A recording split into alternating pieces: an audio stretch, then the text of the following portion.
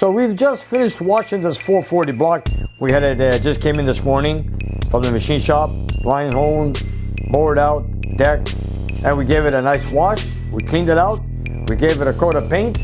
And now the first thing I start with is the camshaft bearings.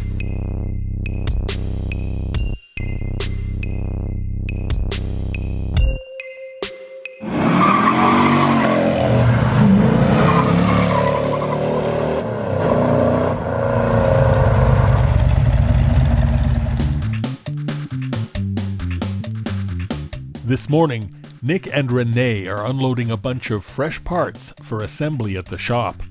All right, we just got some parts came in from Renee. He's balanced the 440 for me, the one from Timmins, Ontario. And also, he's done the work on the 340 block for Rob from London, Ontario. We had the rods cleaned, balanced, resized with ARP connecting rod bolts. We had the damper balance, the crank balance. We got new pistons. We've also got a new set of connector rods here for the 440. We also had to get resized because they were not perfect in the first place. Imagine you buy new rods and they're not perfect. Anyways, Renee took care of that. We have to balance the flywheel. My client brought a flywheel here. That was external balance, but it's an internal balance 440. So we had to add weight here to balance it out to make it neutral for the 440. So now that I know when I put it together, it's not gonna have any vibrations.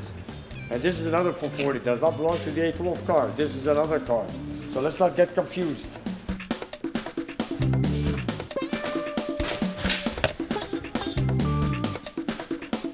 I've got a crankshaft that belongs to the 440. The other one we couldn't use it, so Renee had replaced the crankshaft. The other one was scored on the sides of the journals, so he found me another one. Steel crank, so we had it cut undersized, also balanced to work with it. And then we've got another crankshaft right here, which is the 340. This crank was given to Renee, it was all rusty. Check it out. Now it's nice and clean, cut undersized and balanced. Ready for installation. It's nice, you know, like when you give out the parts, they're so dirty, so rusty, and then Renee takes care of it and he makes them like brand new. And Rob, if you're watching, this is your 340 crankshaft. We have the core plugs. Beautiful. Oh, you even kept the old parts. Oh, you're a good man. That's the 440. Yep. That's the cam bearing for Yes. the 440. Yes, sir. Perfect.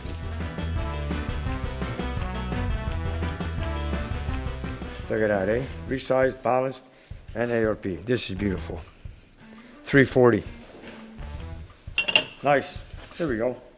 With the COVID-19, this pandemic, there's parts coming in slow. Anyways, we do the best we can. Renee did all the machine work for me. So at least I can get started on a 340 and a 440.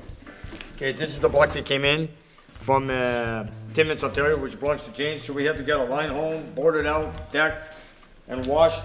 So now it's all ready to go. So this is another engine ready to balance. So I've got myself a 340 and a 440 right here to put together. So Vasily, if you want to roll it back, go right ahead, buddy. There you go. I need you to help me out after another block, okay, Vasily? In the meantime, right now, I've got another block to give me. It belongs to another customer, just wants to have machine work done on it. So I'm going to drop it off to Renee. It's a 360 old block, 1976 or 1975. Vasily, I need your muscles to put a 360 block in here. This is a 360. This is going to be built for putting into a Ferrari. And this is a client that wants me to do all the machine work, order all the parts for him, and he wants to do the assembly himself. But we're just gonna get started, so I can help him out to get started on assembling this motor. But first, we have to send it out, get it checked, get it clean, bore it out, if he needs a line bore, and so forth. And then we're gonna install a cab bench for him, and after that, the client will come and pick it up and assemble it himself.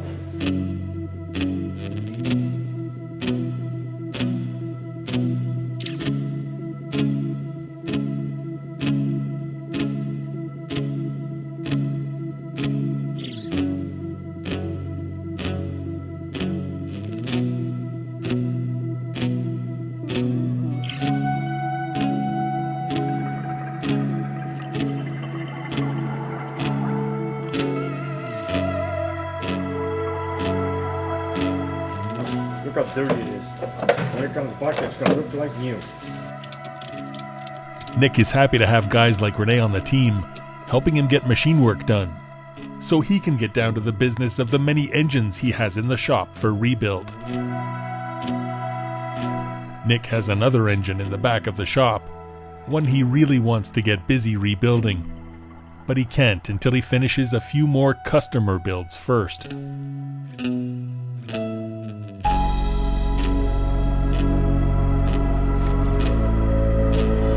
It's the original numbers-matching 440 out of his 1970 Challenger.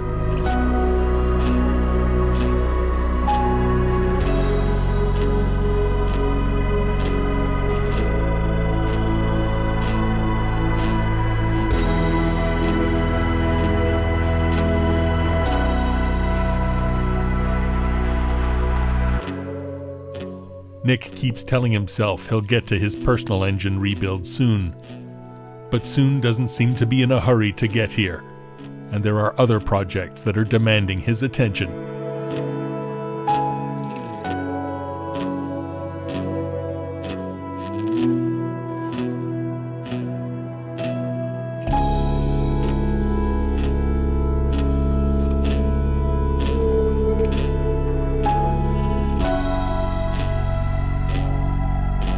They're so beautiful, shiny, and after when you assemble the motor, you don't even see them. Anyways, the best part, we got a long skirt. We won't have any noise at all. We put factory piston to wall clearance, and it's worked fine. Okay, so we got everything. We got bearings, we got the damper, we got the rods. Here's the pistons for the 340. Look at that, beautiful. Autotech. Nice. I use SRP, Autotech, they're all good pistons. They do the job. For the street car, they use Autodeck. For the other one, they use race deck. Okay. It's a different aluminum. That's it. That's right, different alloys. But this is what I need. These are all street cars I built, you know, they're all street cars. Okay, guys. Thank you, Renee. See you later.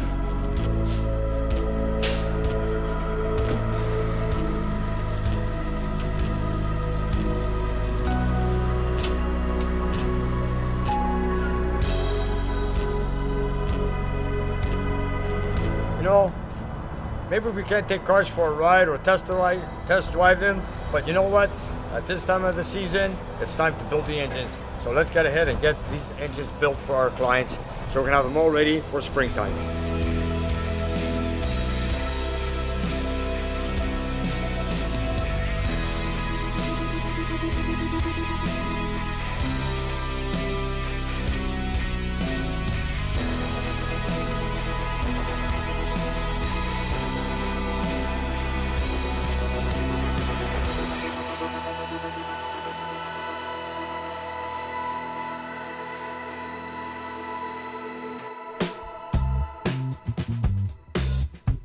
So now that we got the engine came in from the machine shop, Vasily and I we're going to put it on an engine stand and we're going to wash it thoroughly, very, very clean because I want to make sure it's super clean. It just came from the machine shop. Apparently Liz washed, but I like to wash it myself in-house with Vasily. It's got line board, it's got board out, it's been cleaned. So I just want to make sure, so we're going to wash it out. So we're going to go through the procedures right now. But first we got to set it up on an engine stand, which we're going to do right now. This is the 440 that belongs to James from Timmins, Ontario. Belongs to a 1970 blue Super Bee, Dodge Super Bee. I marked the names on everybody's block because you know when you have so many 440s, you gotta make sure you don't mix up anything. I keep the parts separated just to make sure that I don't mix up anything. Because you know all 440s are identical. Sure, they have different dates and all that, but it doesn't matter. You don't want to mix up connector rods, crankshafts, blocks, cylinder heads. Ready to go? Yeah. Okay.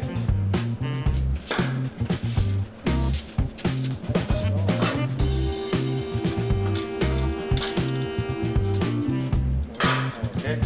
All I need you to do is remove the main caps. If you look through the block, you can see this has been line honed. It's been bored out. It's also been decked, if you look here. Zero deck. Go ahead, Vasily, rip them out.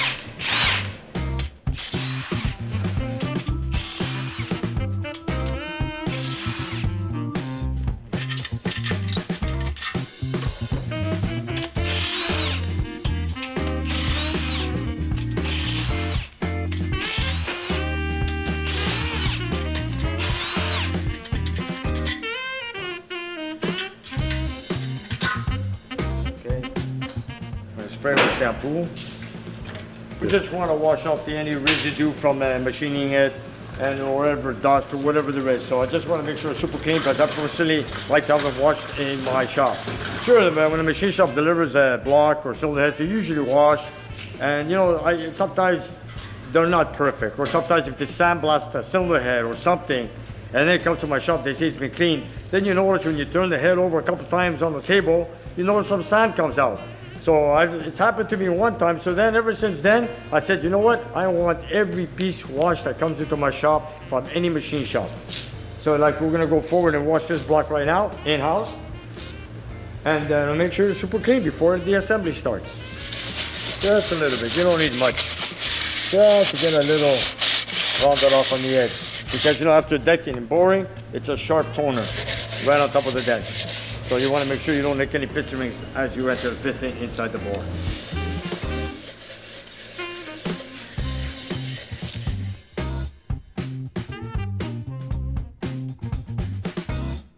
See this? As soon as you're going to pass a grinder, just to take off any of the sharp edges. You know, I just want to make sure nothing breaks off while the motor's running, and that sharp edge will fall between the cam lobe and the lifter. So just as a precaution, I'm just going to smooth it out a bit with a little die grinder. It won't take long, it just takes a few minutes. You know, I'm sure it's good, but I like to do it anyways. Especially this here in this corner, like this here. Well, we've done this to all the blocks we've done here.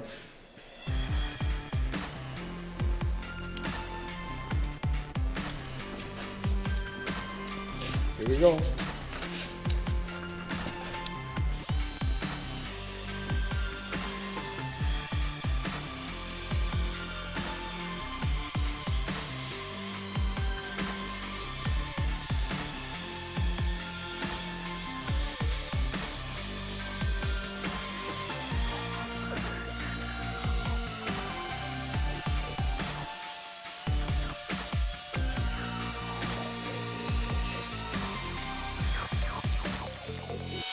Here's a perfect example.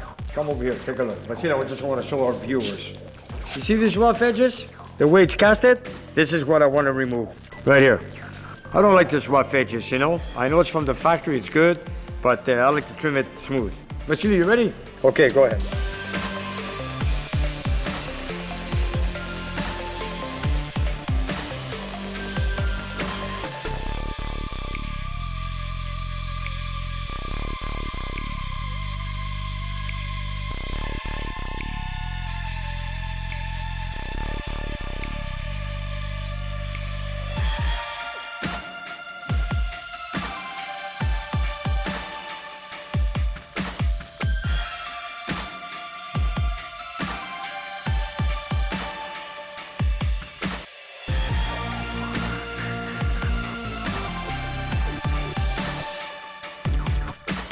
That's a nice personal touch we got here in the shop. You know, all this dirt grind goes into the lifter bores, it goes in the oil galleries, pressure lines. So you gotta make sure you get soap, water, high pressure, and wash it real good. Especially we're gonna water it down, hose it down, and then air pressure through every oil line, hole for the bolts, everything. For everything that's tapped, we're gonna go through it.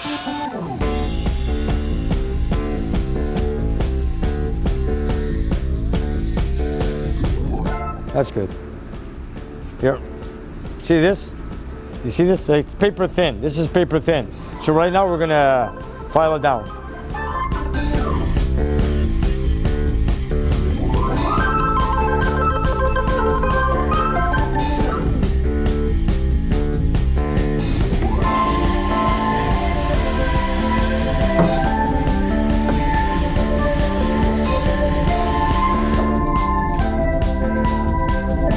This is a mild buildup for a street car. You know what we're doing here. That's nothing too crazy. This is the gentleman who brought us in a set of elder block heads. This is the engine that came with 8 pistons with a dome that hit the chambers on both cylinder heads, elder block aluminum heads. They both got, so we had to replace the pistons with flat tops. We had the 8 chambers welded on the 8 chambers on the 2 cylinder heads, and it's gonna be ready for assembly. So right now we're just gonna get the block ready, clean, put it in the engine room, and slowly and surely put it together.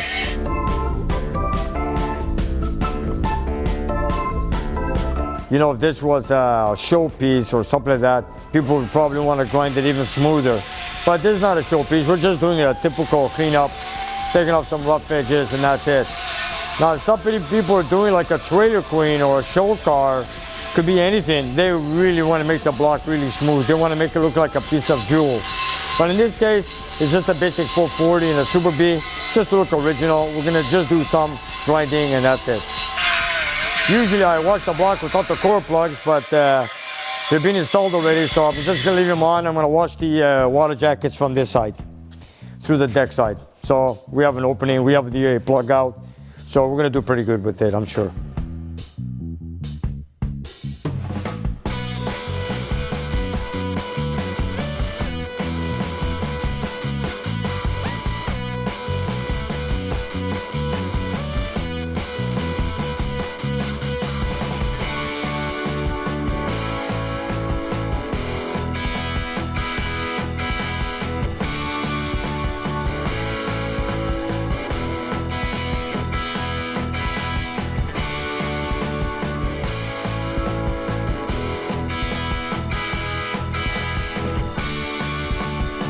Look at that, every lifter. We gotta make sure we got it everywhere. Every oil passage, everywhere.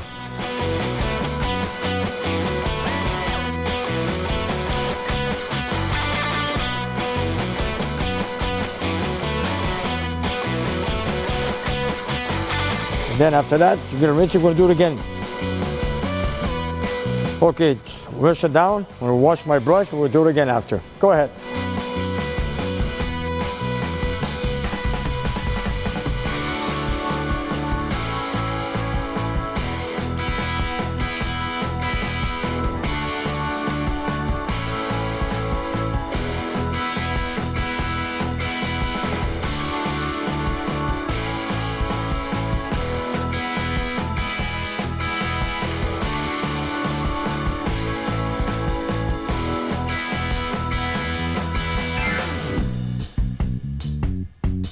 This is cleaning out the lifter oil line, or the main artery for the lifters.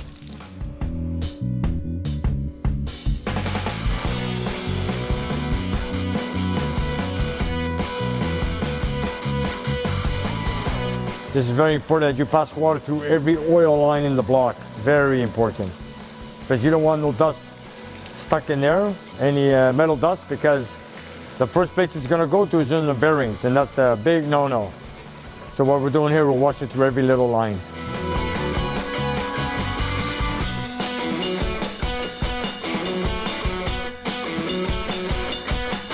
Okay, I'm going to do the cylinders one more time, okay?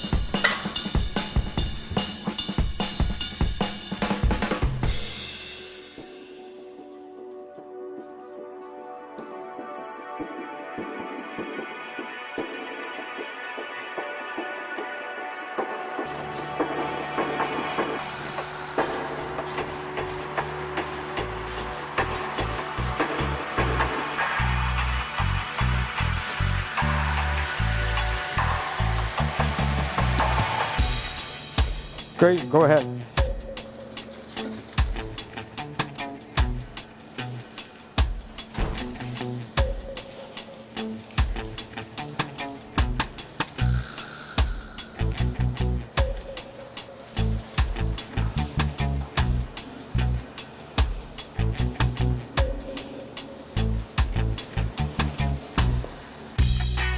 After that, when it's nice and clean, we're going to dry it up. We're going to put oil in the cylinders, so because cast iron, once it's squashed and dries up, it rusts right away. So we're going to got some clean rags ready with some motor oil. We're going to lubricate the cylinder walls, and after that, the engine goes straight into the engine room, ready for assembly.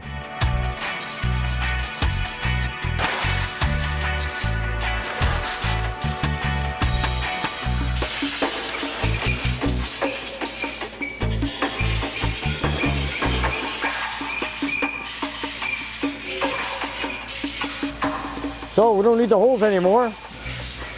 Now we got it wet, we flushed it with water, and now it's just gonna pass air through everything on the block. And after that, we're gonna lubricate the cylinders. Yeah, I remember washing my first block back in the back alley of my parents' house. But at that time, I remember I used a chisel, sandpaper, detergent for dishwashing liquids. I've used everything like that. I got my hands so dirty, scrubbing. As a matter of fact, I spent the whole day just cleaning a block in my backyard. Those were the days. Nowadays, we get them sandblasted or dipped, hot tank, and brought to us like this. And then just want to make sure we rinse them out good, blow it out good, and whether it's well so it doesn't rust. There you have it.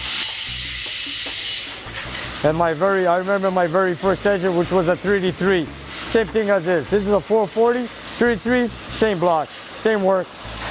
Except it took me a whole day to wash one block in my back alley at my parents' house. And now we're doing it in about 20 minutes, 25 minutes in-house here in the shop.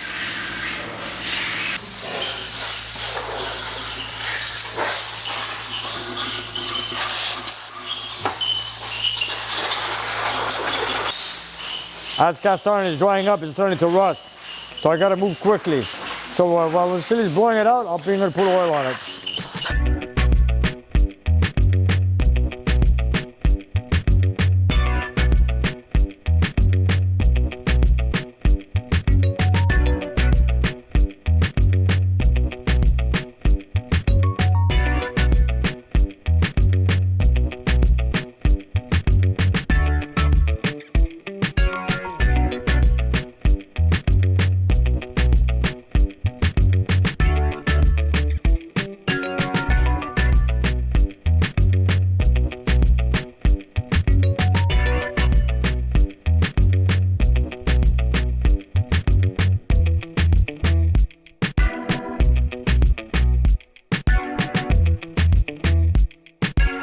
I'm just lubricating the lifter bores. Want to make sure. Whatever's shiny, it's going to, but this, I'm not worried about this. This won't rust. But the cylinders that are freshly cut or decked, that's where you got to be very careful. That's when it starts to rust.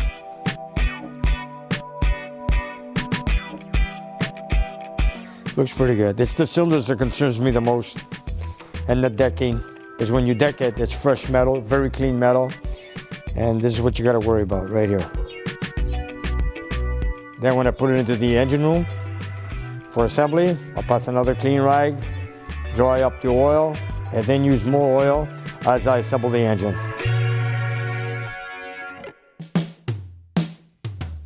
So we just knocked off the rough edges on the cast iron block, and now I want to show you something else that what I do on cast iron cylinder heads. You look at the chamber, and sometimes when they're planed or not even planed at all, this is a rough edge. And it's got the parts that the edging could cause pre-ignition. Like if the engine runs hot and any of these edges turn red hot, you're gonna have pre-ignition. And for that reason, what we do is I take a Dremel and I just smooth out the edge of the chamber, like so.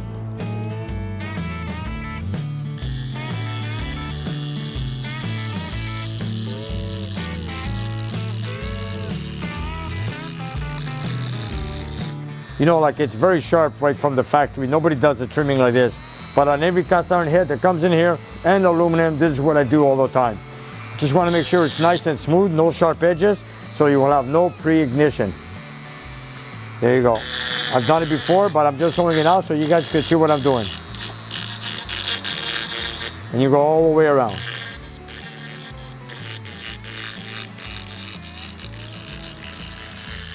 You know, it takes a few minutes. But you know what? After all that, you want to have no pre-ignition. This is what you do.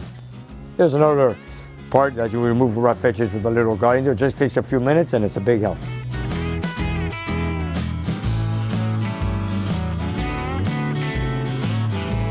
And if you guys are wondering how would I know everybody's cylinder heads, these cylinder heads are 452 castings. They belong to me. Then I got this set of heads, which I believe belong to Tim, the A12 car. If you take a look good right here, you can see a stamped T, stands for Tim.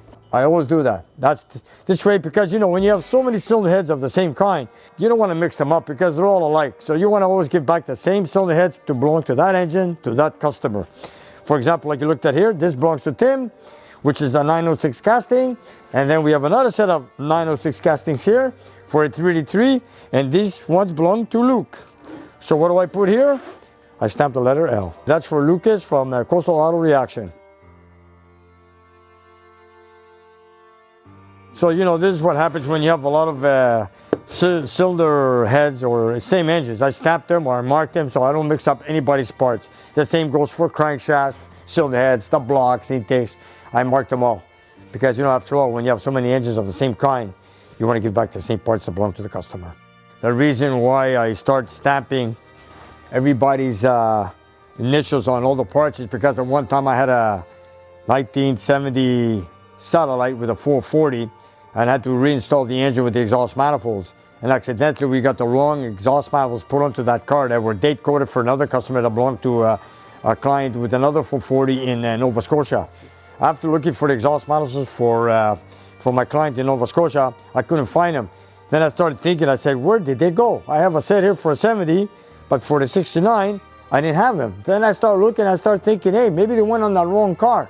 And then we called in the customer and we noticed that yes, those manifolds that belonged to the customer in Nova Scotia were installed on a car that belonged to someone here in Quebec. So I had to call him in, take the manifolds off, order new gaskets, do the job, and then I had to ship him exhaust manifolds, which are a heavy package, all the way to Nova Scotia. So for that reason, I stamp everybody's name on every part because I don't want to make the same mistake I've done before. Accidents happen, but you know, you want to make sure this time everything stays in with the right customer.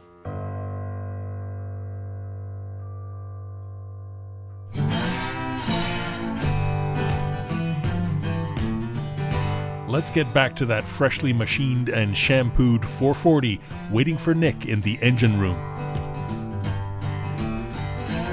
So we've just finished washing this 440 block that belongs to James from Timmins, Ontario. We had it just came in this morning from the machine shop, blind honed, bored out, decked, and we gave it a nice wash. We cleaned it out. We gave it a coat of paint. And now the first thing I start with is the camshaft bearings. On a 440, yes, sometimes they're miserable to put in, sometimes they're very difficult. I've done a 340 yesterday, there was not an issue. But in many cases on a 440, when you install the cam bearings, you want to be very careful because first of all five cam bearings are different. If you take a good look here by Clevite, so you know you have to get these cam bearings. You notice that they all four of them look the same, but they're not really the same. I'm going to show you why. The smallest one, which is the back one. But then again, yeah, see this one here has 3 holes because this is camshaft lobe number 4. This is the lobe that feeds oil to the rocker shafts on both sides of the cylinder heads. So you got to be sure that you line up the holes perfectly with the block. And the other 3 in the front are like this, but they get smaller as they go further out. So let's take a look. If you take a good look, I've got an old camshaft here. The reason is because every time I put the cam bearings in one after the other, I keep putting the cam in and out to make sure that the cam does not get stuck or jammed or very tight to turn. For example, see this one here? That's the cam bearing that goes way in the back. So we're going to start by installing the last cam bearing. For example, what I was trying to say is if you install 5 cam bearings all at the same time, and then you go put your cam in, and then it's tight or jammed or very hard to turn, are you going to say, are all the cam bearings tight? Or just maybe 1 or 2? But you don't know. This is the reason why I'm going to install 1 cam bearing, put the cam, try it out. If it goes good, you put the cam bearing number 4. If you try the cam, if it goes good, then you go to cam number 3.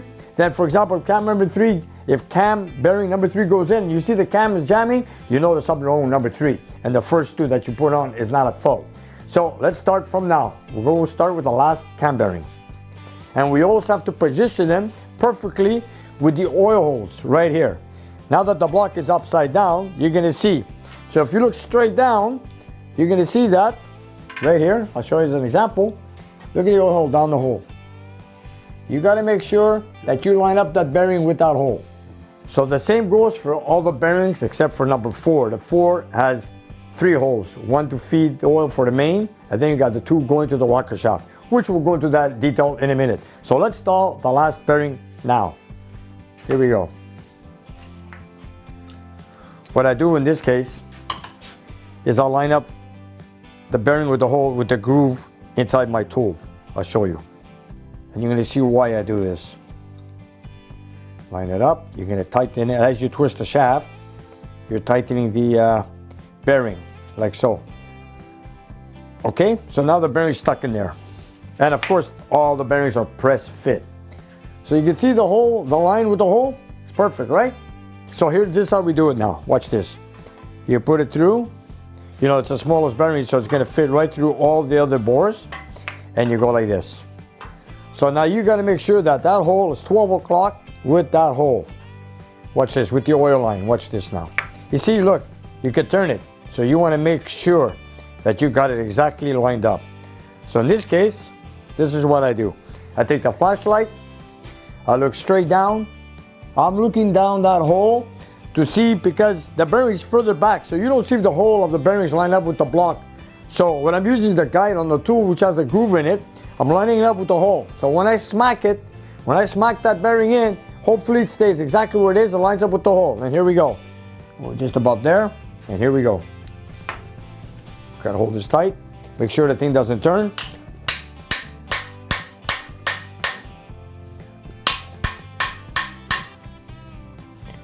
All right, I'll just keep tightening it. Here we go. You can see, look, it still needs about another 1/4 inch to go in. So we're getting there. So it just needs a little bit more, like so. It's deep in there, so I'm gonna keep looking. And when I take out the tool, you guys will see exactly what I'm doing. And here we go. I'll keep looking. I don't want to go too far. You don't want to pass the opening. Okay, a little bit more.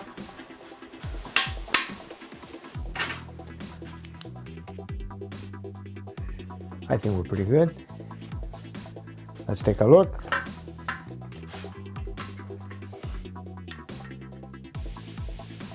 And just a little bit more. Okay, let's give it another shot. Okay, there. And let's see how we are.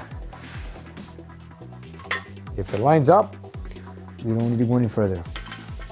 So here we go. Let's take out our tool. And now we're gonna take a look right down into the oil gallery. Like so. And there we are. If you look straight down, we've lined up the bearing right with the oil line on the block. As you hammer it, it's a tight fit because the bearings press fit into the block. And you know, you don't hone the cam openings. We just clean them and leave them as they are. So we got the tool in, we pressed it in. It feels very tight the way I'm hitting it with the hammer. It's very tight. It's in there. It's lined up with the oil hole. So now let's try the cam. Like I said earlier, you don't want to put all the bearings in at the same time and then you want to put the cam in and then it's jammed, which happens sometimes. But in my case, I'm going to put one bearing at a time. Keep trying an old cam that I got that fits the 440, like so. I use this as a tool and let's try it. Here we go.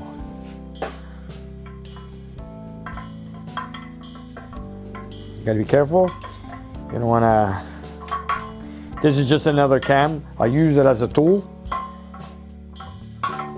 Here we go. And there we go.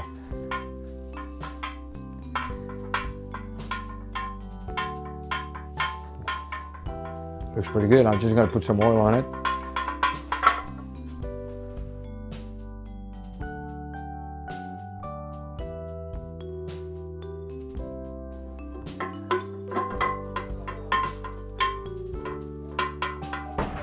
Okay, so you see here, now we've got the last bearing, the one in the back, the very back bearing. Put it in. I put the cam in. As you guys can see, look, it turns free. So that means that bearing is very good in place. Looks pretty good. So let's go on to cam bearing number 4, which is one of the difficult ones because you've got 3 holes to line up, because this is the one that feeds the oil to the cylinder heads for the rocker shafts.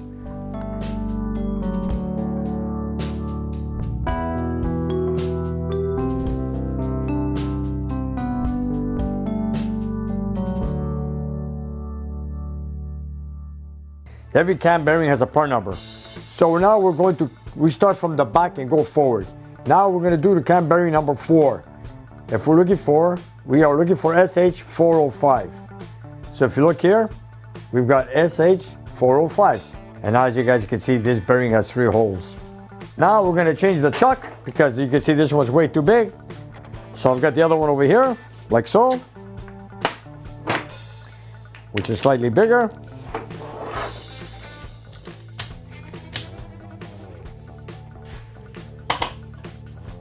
This is going to be a bit tricky. If you take a good look, these 2 holes are very close together. These are the ones that go up towards the cylinder heads, and that's your main feed, the one in the bottom. If you don't line up the holes or you got the wrong bearing in place, you won't have no oil fed to the rocker shaft. So then this is a big no-no. You can have mechanical problems, issues with the engine. So let's take our time, do this. This is cam bearing number 4, and watch how we're going to do it. Again, we're talking about a 440 right now, you guys. 383 is the same thing. 426 Hemi is the same thing. Here we go. This is the main feed, which is going to be at 12 o'clock. And these 2 are going to be the ones facing the deck. So here we go.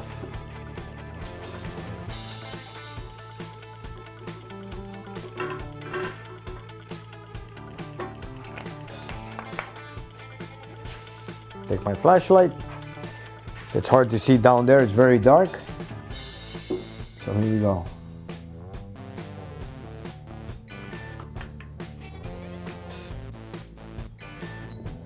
Very tricky. Okay, here we go. It should be there. Gotta give it a tap. There we go. See if it didn't move. Oh, it's there. Okay. Here we go.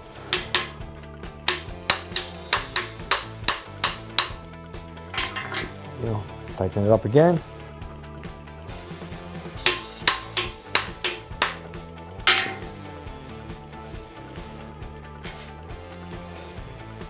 Oh, still coming through.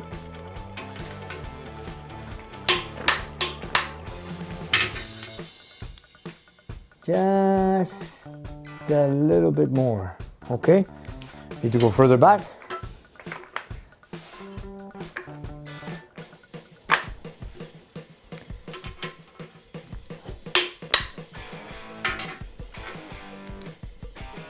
A little bit more. Here we go.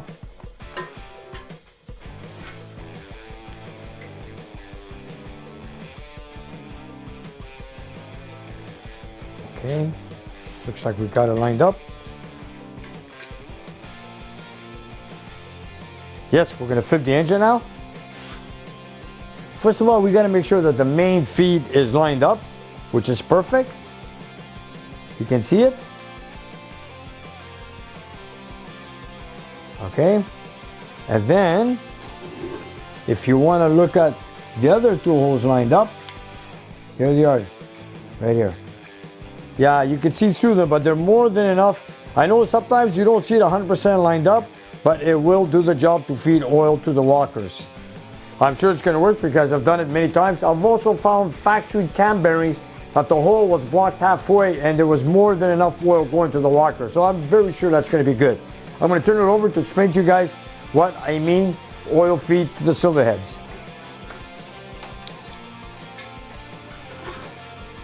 Like so.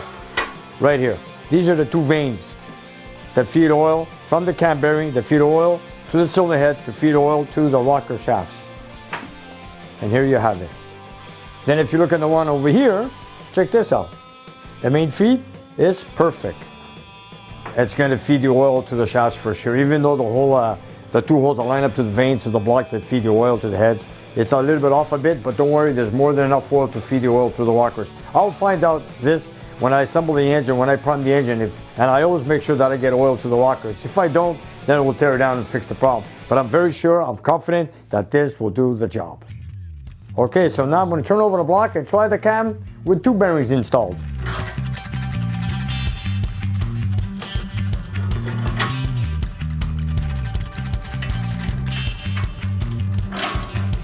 Here we go. Put some oil in there.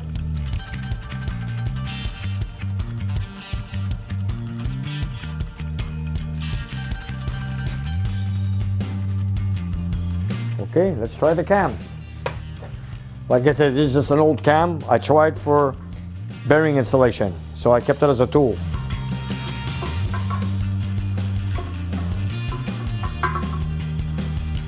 You want to go easy that you don't damage the bearings.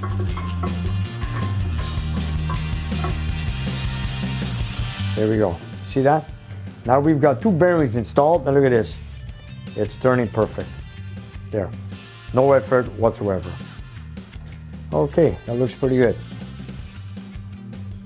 Now let's go to cam bearing number 3. Cam bearing number 3 is a 404, and this one is 404. Okay, this one only has 1 feed, so this is only in 1 position. Let's go. They all have 1 position, but this is gonna be a lot easier. All you have to worry about is that it lines up with the block on that 1 hole only, which is the main feed. There we go.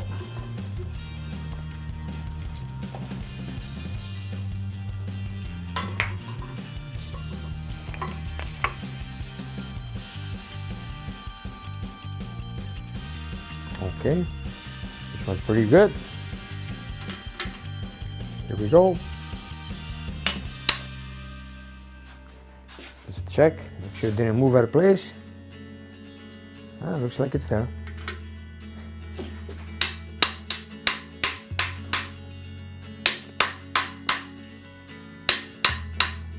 You got to make sure you don't bang it too hard, then you pass the alignment with the opening. So you got to keep looking every once in a while to make sure you don't go beyond that point.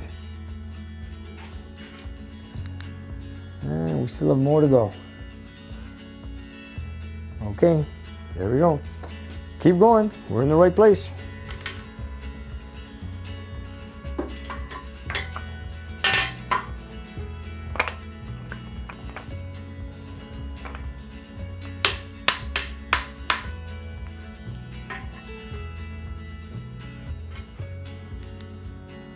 Keep going.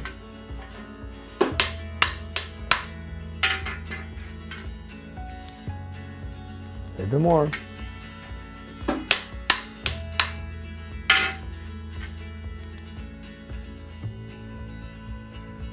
Looks pretty good. Let's take a look. Let's take it out.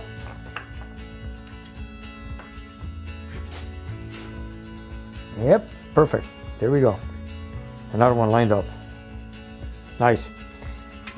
Let's put it in the cam and see how it goes.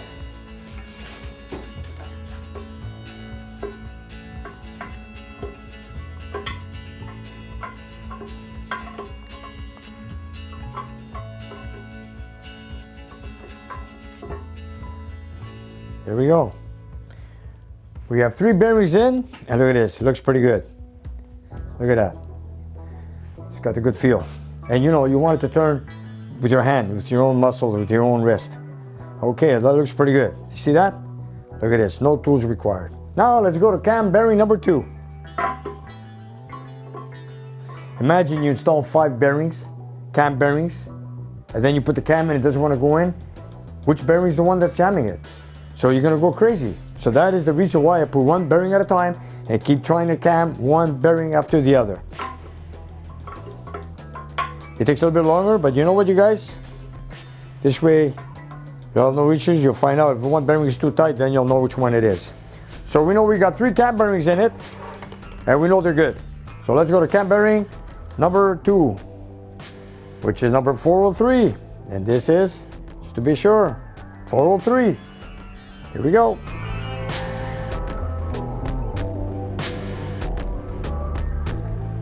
I just love installing cam bearings. Sometimes they take forever, sometimes they're not too bad. So far this one, not too bad at all. Okay, here we go. Check my tools lined up with the opening. Yes it is, and let's go. Here we go.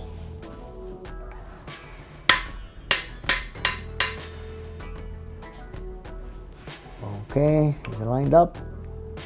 It's lined up, there we go.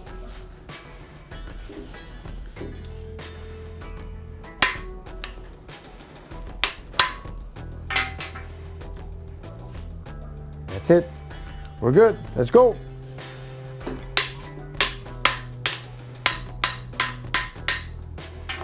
Tighten it up again.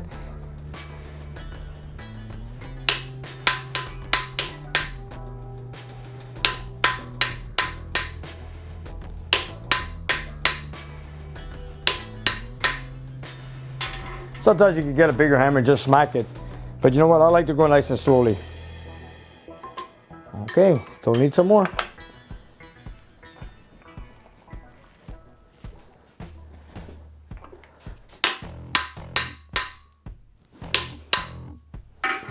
Let's take a look.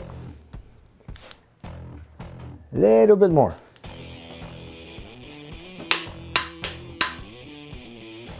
Let's take a look again. Don't want to go too far. And a little bit more.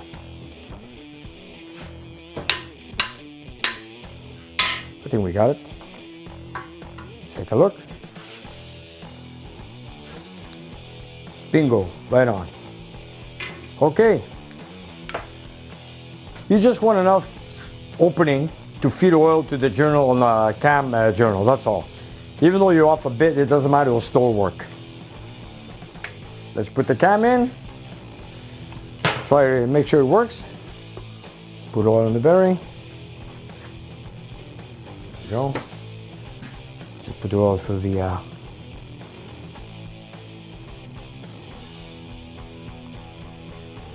Okay, let's try the cam. Well, now we've got 4 cam bearings in place. We know that the first 3 are okay. Let's try this one.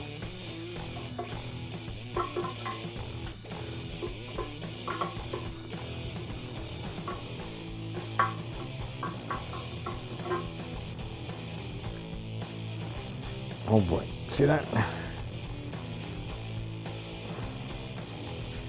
Oh boy, this one's jamming, see that? Here we go.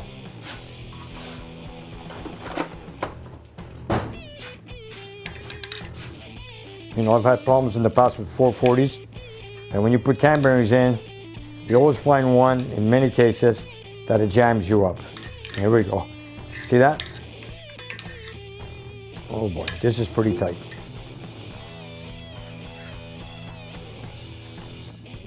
Put some more oil, which I don't think is going to help. No, they don't free up. Sometimes I replace, you know, sometimes when I find something tight to this, I keep replacing the bearing, and at the end, I still can't fix it. Even though I clean out the bore, put another cam bearing, it still gets jammed. And I figure out why does it do this, I don't know. So what I do in many cases is I polish the cam bearing with emery cloth. 2000, very, very fine. Okay, let me just clean it a little bit.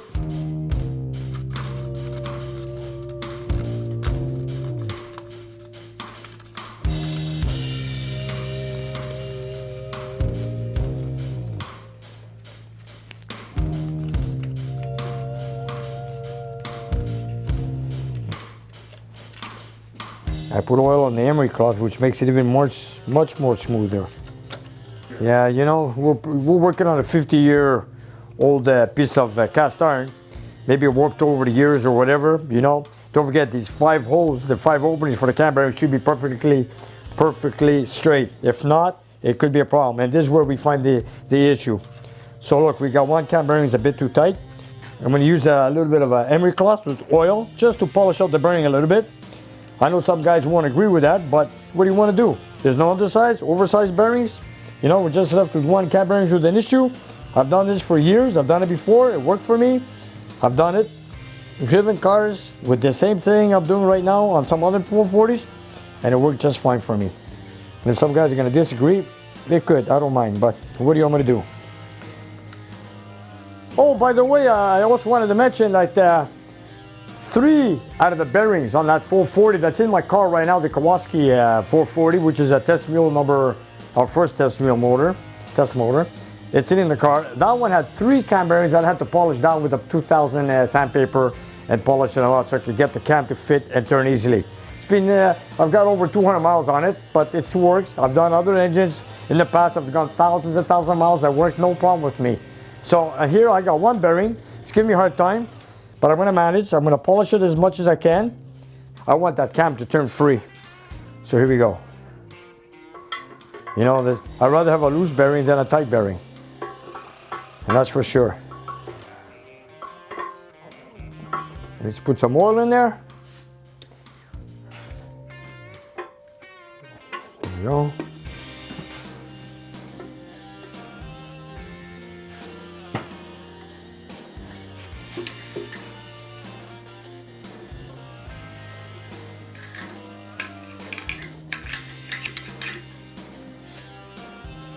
We're almost there. Look, I want it to turn with my hands. Look, this is what I want. Look, see? I can't turn it. I have a hard time.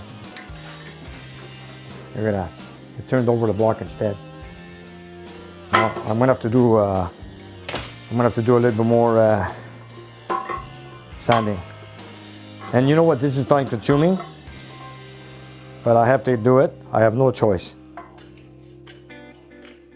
I've done this before. I've replaced, for example, let's say cam bearing number 2 was tight. I've gone through 2, 3, 4 cam bearings and still the same issue. I've even had the cam bearings removed completely and then cleaned the bore and put cam bearings and again had the same issue. Now, is the block misaligned or something? I'm not sure. So in this case, I know what I'm going through. I'm gonna polish the bearing as much as I can so I can get this cam to turn free.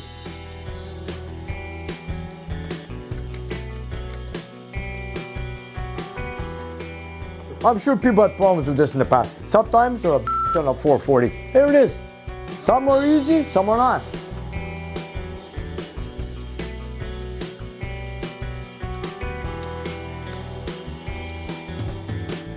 Because I'm doing this, the only drawback is I gotta wash the block again. So right now, let me just polish the bearing as much as I can.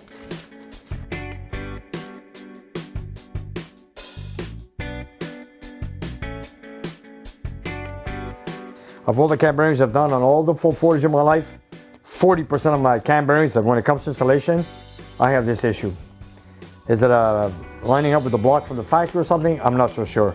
But anyways, whatever is the matter, I find this often. So my job is to make it fit, and I want to see that cam turn free. And I want to make sure the bearing doesn't burn out. So that is the reason why I polish it down a bit, and then make sure the cam turns free. Let's try it again.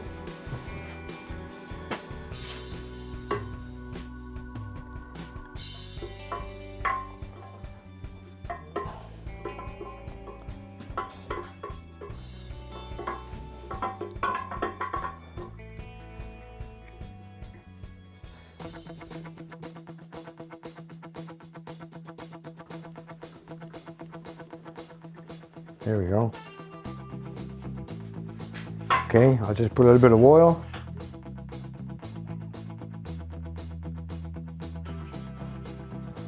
There we go. This is what I wanted. There we go, you guys. We got 4 cam bearings in there, and now it's starting to turn by hand. Right here, just with your own wrist, like so. There we go. Now I'm happy. See that? This is what I needed.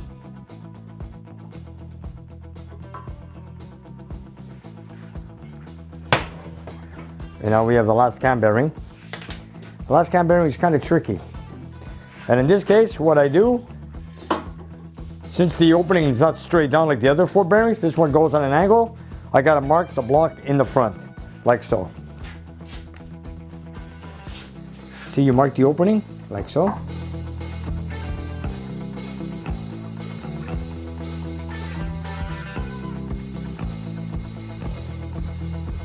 So now we turn the block over again, like so I can see my mark. Let's lock it in place. And now let's install the bearing on the tool.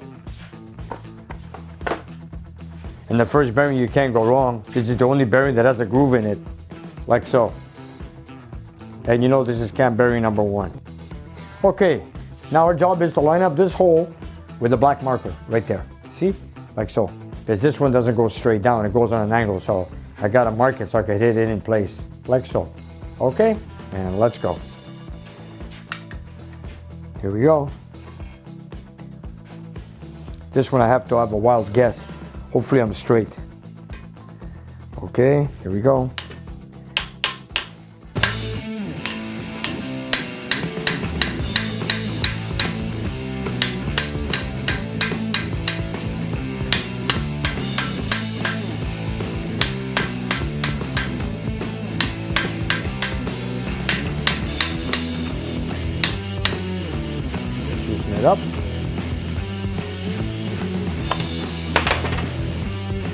And let's see now if it's lined up. Verdict, it's perfectly lined up. Here, let's turn it over and we're gonna see right away. This is one is easy one. Here we go. There you have it, 100%. Now, let's try the can. All right, let's go. Put a little bit of lubricant.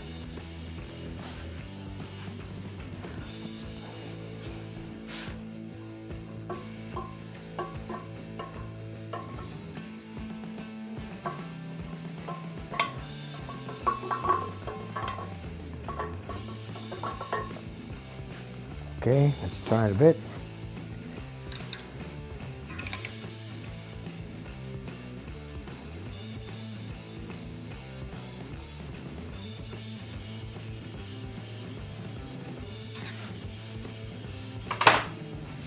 Here we go. Okay, so there we go. So now we got it. Now we got our 5 bearings in place. I'm gonna have to wash the whole block again. Anyways, it is what it is. At least I got my bearings in there. There you have it. Installing 5 cam bearings on a 440. Sometimes easy, sometimes difficult. So James from Ontario, if you're watching, this is the first step we're doing on your block, installing new cam bearings in it. So there you have it. We're just about to get started on your engine. And I want to thank to all my viewers here watching us here on NewAge Garage, installing cam bearings on a 440. Thank you for watching. And you guys, if you look down below the video, we have a whole bunch of merchandise that you guys can buy. So whatever you like, buy it, love it, wear it, and enjoy it. And help spread the word of NewAge Garage.